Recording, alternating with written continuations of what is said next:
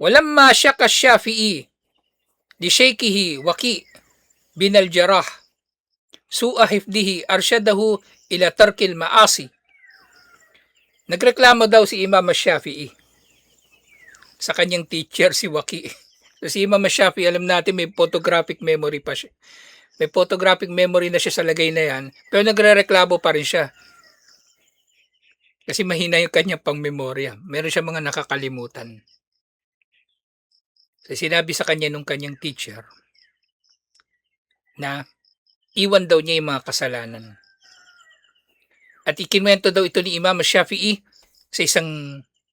sa ilang linya ng mga tula. Sabi niya, "Syakautu ila Waki'i su'a hifdi." Nireklamo ko kay Waki ang mahina kong pagkakabisado.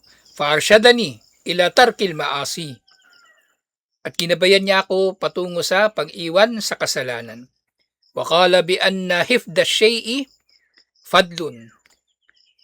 At sinabi niya sa akin, ang pagkakabisado daw sa anumang bagay ay biyaya ni Allah, wa fadlullahi la yu'tahu asi. At ang biyaya ni Allah ay hindi darating, hindi niya ibibigay sa suwail, sa makasalanan. O, di ba ang ganda? Syakautu ila waki'in su'a hifdi, fa'arsyadani ila tarkil ma'asi, wa qala bi anna hifda syai'i fadlun, wa fadlullahi la yu'tahu asi. Nagreklamo ko kay Waki sa mahina kong pangmemorya at ginabayan niya ako sa paglayo sa kasalanan.